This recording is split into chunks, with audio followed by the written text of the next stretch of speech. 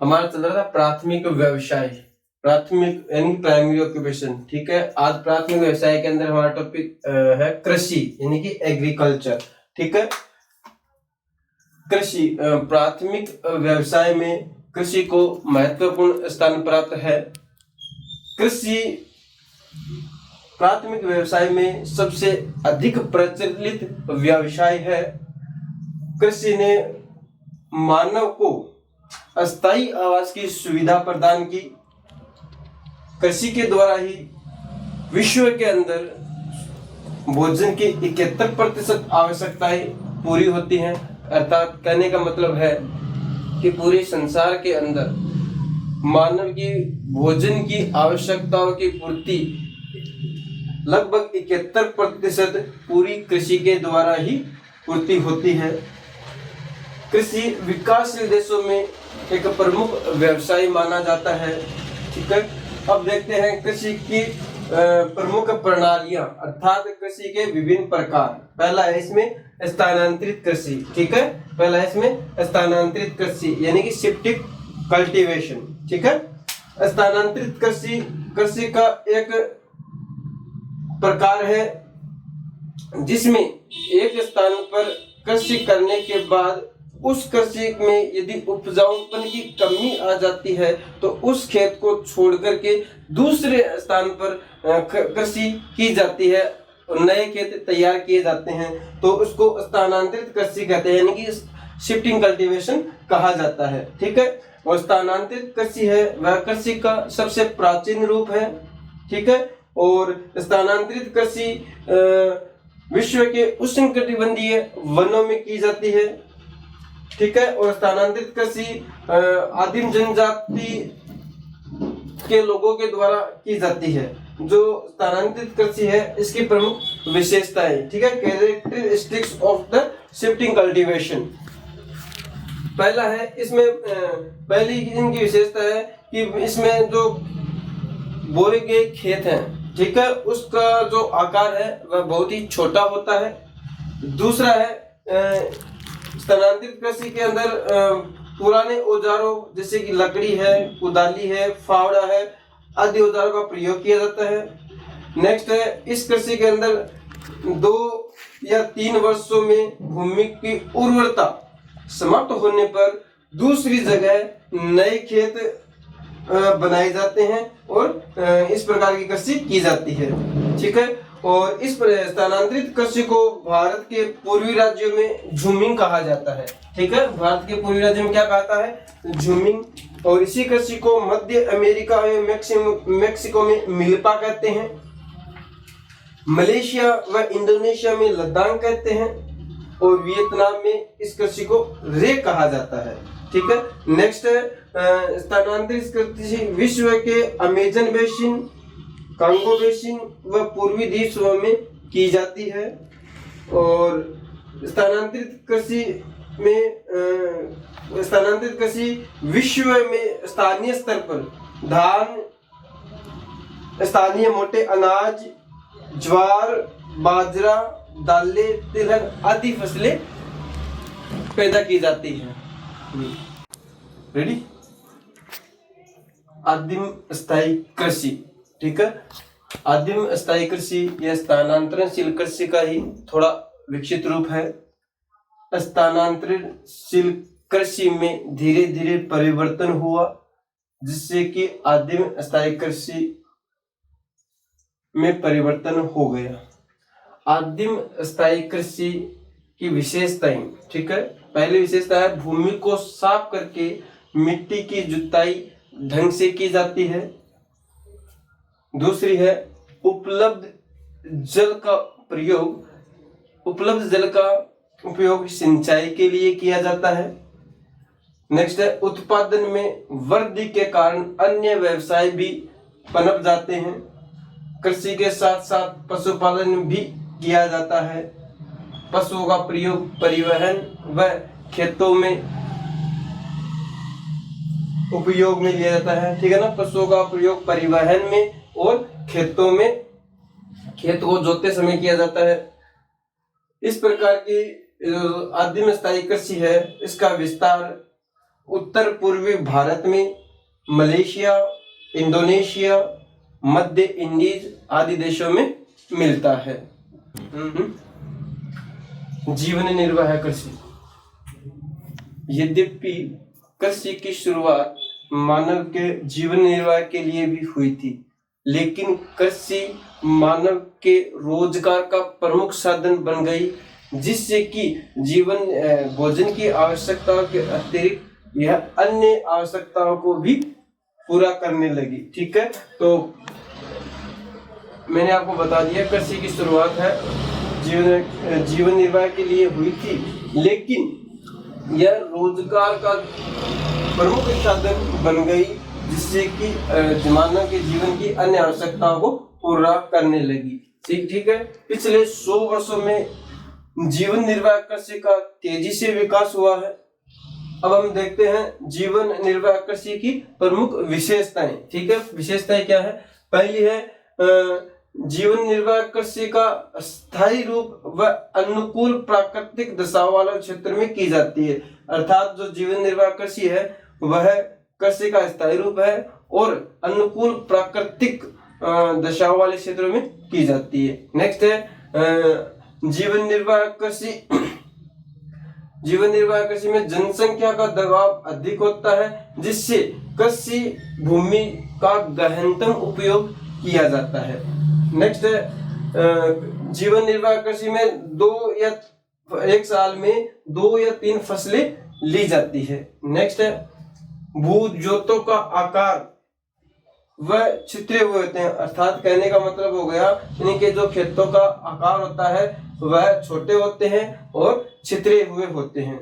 Next है इस कृषि में मानवीय श्रम के साथ साथ कृषि यंत्रों का भी उपयोग किया जाता है। इस प्रकार की कृषि में उन्नत बीज, रासायनिक उर्वरक व कीटनाशक दवाओं के द्वारा उत्पादकता में वृद्धि की जाती है। नेक्स्ट है सिंचाई सुविधा का विस्तार व फसल चक्र का अनुसरण किया जाता है। नेक्स्ट है सघन जनसंख्या के कारण मुख्यतः खाद्यान्नों का उत्पादन ही किया जाता है। नेक्स्ट है मानसून एशिया के घने बसे वाले क्षेत्रों में जीवन निर्वाह कृषि की जाती है। अब देखते हैं जीवन निर्वाह कृषि के प्रकार। जीवन निर्वाह कृषि मुख्यतः 2 प्रकार की होती हैं। एक तो होती है चावल प्रधान निर्वाह कृषि और दूसरी होती है गेहूं प्रधान निर्वाह कृषि। पहले हम बात करते हैं चावल प्रधान निर्वाह कृषि की। ठीक है, चावल प्रधान निर्वाह कृषि का विस्तार पूरे विश्व में Bharat, Bangladesh, Myanmar, Indonesia, Cambodia, मध्य चीन आदि देशों में मिलता है। और चावल प्रधान निर्वाह कृषि में वर्षा होती है वो 100 सेंटीमीटर से अधिक होती है। और इस कृषि की प्रमुख फसल है या प्रमुख खाद्यान्न फसल है वह चावल होती है। नेक्स्ट बात करते हैं गेहूं प्रधान निर्वाह कृषि। ठीक है, गेहूं प्रधान निर्वाह कृषि का विस्तार विश्व के अंदर उत्तरी, मध्य व पश्चिमी भारत में, उत्तरी चीन में, पाकिस्तान व कोरिया में इनका विस्तार मिलता है। जबकि वर्षा होती है वह 100 सेंटीमीटर से कम होती है। जो इसमें प्रमुख खाद्यान्न फसल होती है वह होती है गेहूं। इसके अंदर आज हमारा नेक्स्ट है विस्तृत वाणिज्यिक अनाज कृषि। ठीक है, विस्तृत वाणिज्यिक अनाज कृषि। जब जीवन निर्वाह कृषि ने विस्तृत निर्वाह कृषि का रूप ले लिया है तथा यह व्यापारिक दृष्टि से की जाने लगी हो तो यह विस्तृत वाणिज्यिक अनाज कृषि कहलाती है। ठीक है, विस्तृत वाणिज्यिक कृषि है वह विकसित देशों में की जाती है। इसके लिए हमें अधिक भूमि की आवश्यकता होती है तथा कम जनसंख्या है वह कम आवश्यकता होती है। अब इसकी विशेषताएं हम देखते हैं। पहला है कि विस्तृत वाणिज्यिक अनाज कृषि में भूजोत है वह बड़े होते हैं। तो इसका क्षेत्रफल 240 हेक्टर से 1600 हेक्टर के मध्य होता है।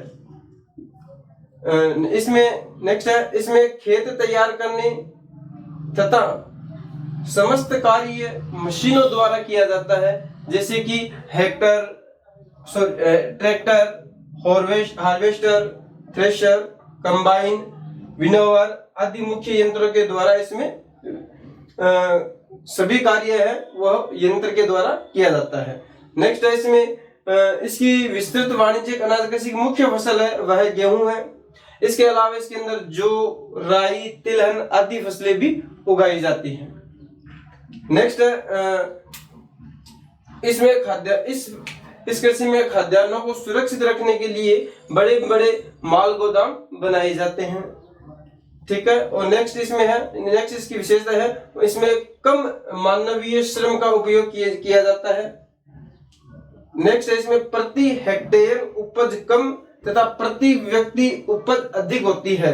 इसको आप इंपोर्टेंट मान के थोड़ा देख लीजिएगा। विस्तृत वाणिज्यिक अनाज कृषि में प्रति हेक्टेयर उपज तो कम होती है, ठीक है, लेकिन प्रति व्यक्ति उपज है वह अधिक होती है।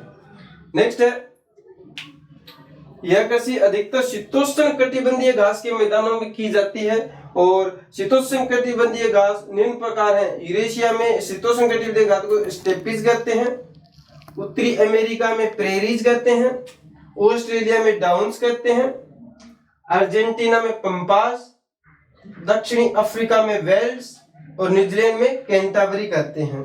ठीक है। नेक्स्ट इसकी विशेषता है इसमें जनसंख्या वृद्धि के कारण कृषि क्षेत्रों का आकार घटता जा रहा है।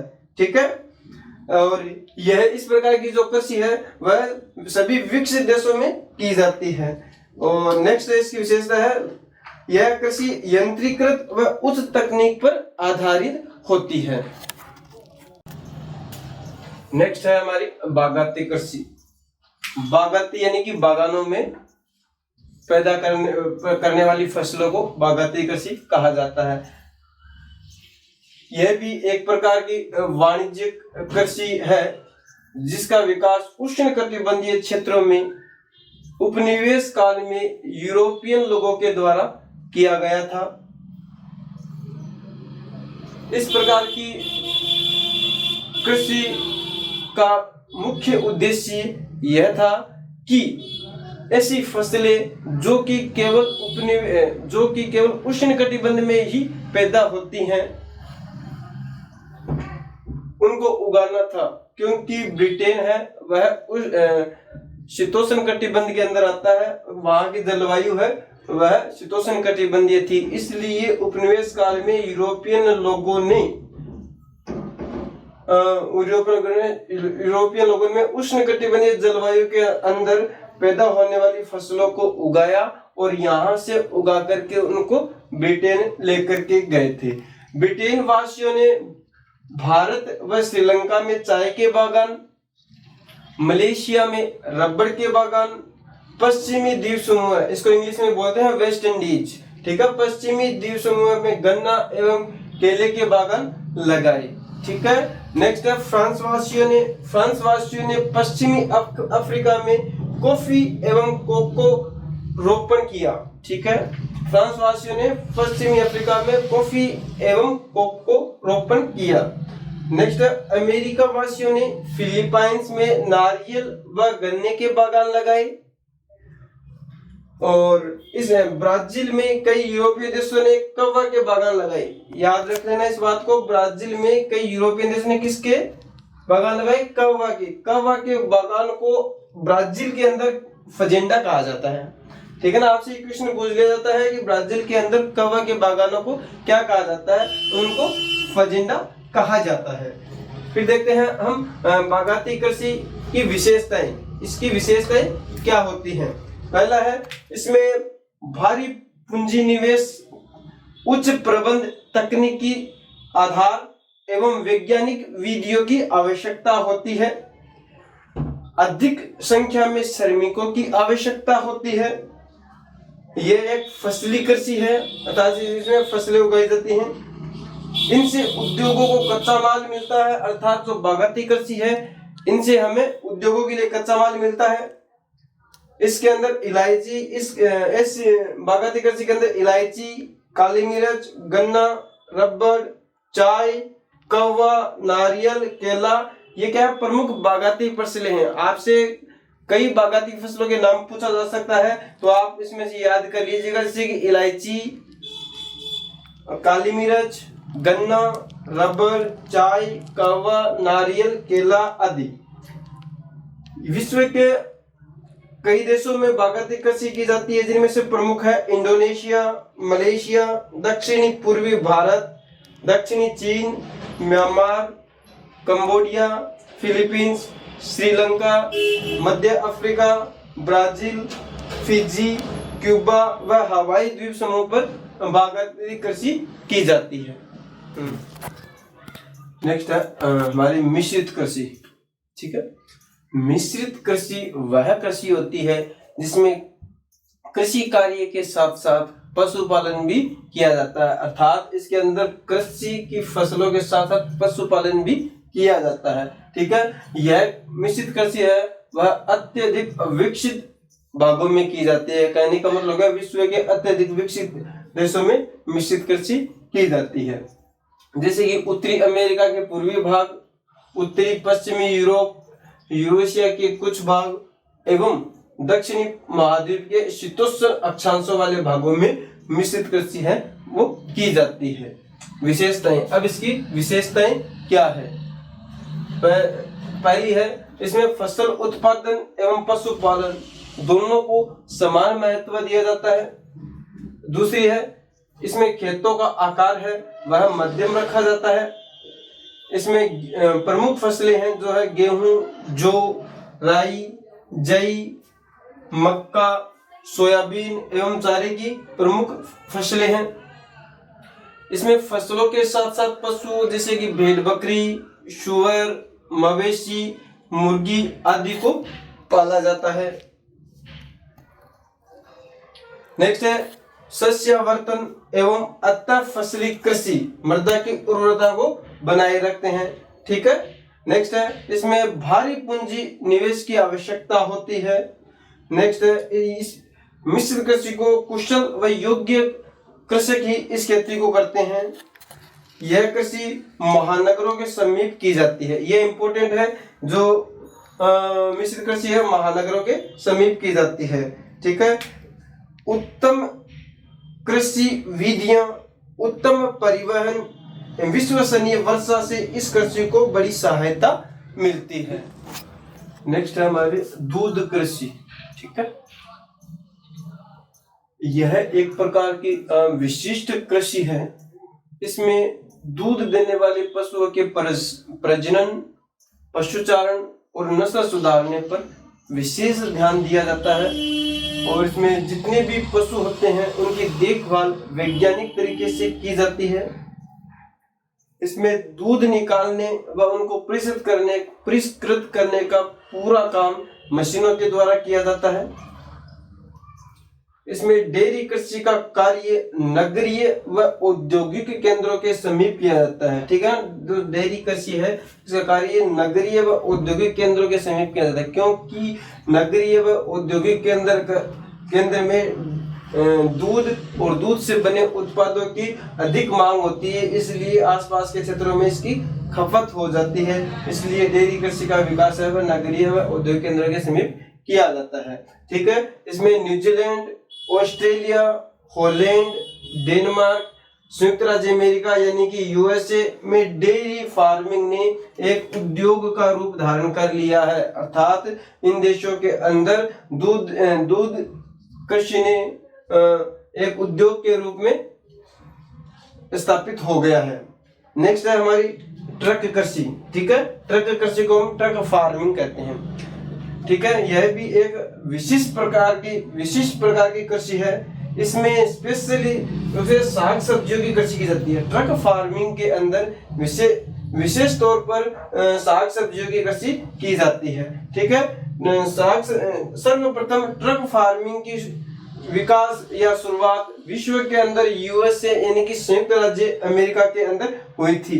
विश्व के अंदर और भारत के अंदर नगरीकरण धीरे धीरे बढ़ रहा है, इसलिए नगरों में कृषि को पहुंचाने के लिए ट्रकों की आवश्यकता होती है, जिसमें सब्जियों को लदा करके शहरों के अंदर और नगरों के अंदर भेजा जाता है।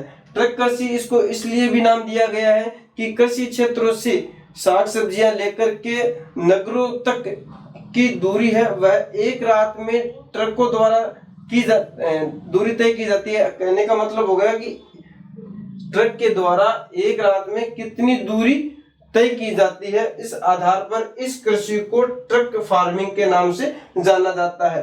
भारत के अंदर अधिकतर जनसंख्या है वह शाकाहारी है, इसलिए शहरों के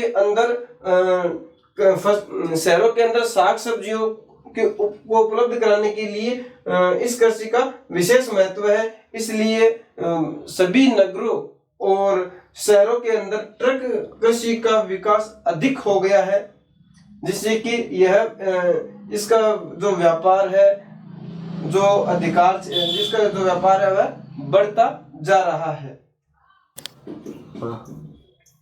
नेक्स्ट है फलोद्यान कृषि। ठीक है, ये कृषि का लास्ट रूप है। फलोद्यान कृषि भी एक प्रकार की विशिष्ट कृषि है। फलोद्यान कृषि में फल व फूलों की कृषि की जाती है। यह ट्रक फार्मिंग की तरह ही होती है।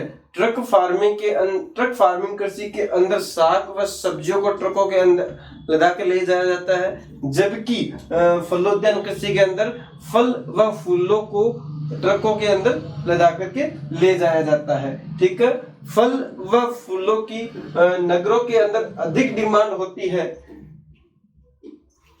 और विश्व के अंदर उष्णकटिबंधीय क्षेत्रों के अंदर केला, आम व नारियल की पैदावार अधिक होती है।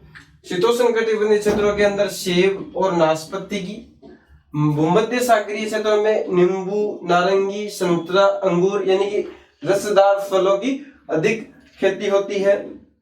फूलों की बिक्री से कृषकों को अधिक मुनाफा होता है।